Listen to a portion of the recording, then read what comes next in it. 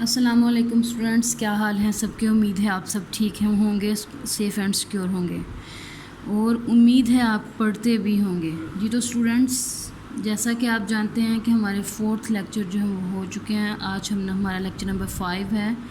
Lecture number 5 کے اندر ہم نے کرنا ہے اسٹوری نمبر 2، جس کا ٹائٹل ہے غرور کا سر نیچا۔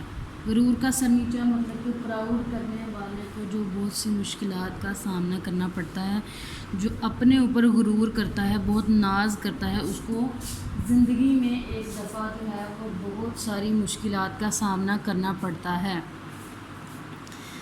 تو کچھ اس طرح کی جو مشکلات ہیں وہ یہاں پہ ہم دیکھیں گے۔ تو چلیں اسٹوری کا آغاز کرتے ہیں۔ آج ہم نے ہاف اسٹوری پڑھنی ہے۔ ہاف اسٹوری کے اندر سٹارٹ کرتے ہیں۔ ایک دفعہ کا ذکر ہے، کسی جنگل میں ایک بارہ سنگا کہتے ہیں جنگل کا ایک جو ہے وہ جانور ہے جس کے 12 سینگ ہوتے ہیں، جس کے سینگ تو ہوتے ہیں لیکن وہ 12 ہوتے ہیں۔ 12 سنگا رہتا تھا، اس کو اپنی سینگوں پر بہت ناز تھا، لیکن جب وہ اپنی ٹانگوں کو دیکھتا تو اسے افسوس ہوتا، کیونکہ وہ بہت بدصورت تھیں۔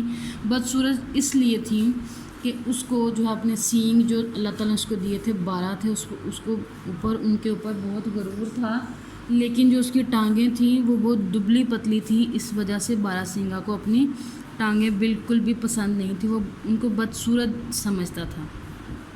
ایک دن جنگل میں شکاری آ گئے، انہوں نے 12 سنگا کے پیچھے شکاری کتے لگا دیے۔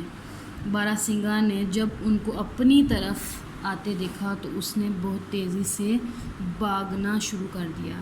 جو 12 سنگا نے ان کتوں کو اپنی طرف آتے دیکھا تو اپنی جان بچانے کے لیے وہ بہت پریشان ہو کر جب بھاگا، اس نے کیا کیا، اس نے بھاگنا شروع کیا۔ اس کی جو بدصورت ٹانگیں تھیں، ٹانگوں نے اس کی مدد کی اور بھاگتا ہوا جنگل میں چھپ گیا۔ ٹھیک ہے، آج ہم نے کرنی ہے ہاف اسٹوری۔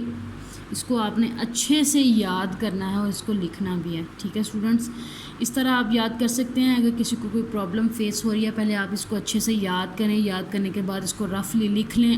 جب جو بچہ یاد کر کے اس کو پریکٹس کے طور پر اس کو لکھتا ہے تو اس کو بہت اچھا جو ہے وہ اپنا لیسن یاد ہو جاتا ہے۔ ٹھیک ہے اسٹوڈنٹس، اس کو آپ نے اچھے سے یاد بھی کرنا ہے، اس کو لکھنا بھی ہے۔ اپنا بہت سارا خیال رکھیے گا، ملتے ہیں نئے لیکچر کے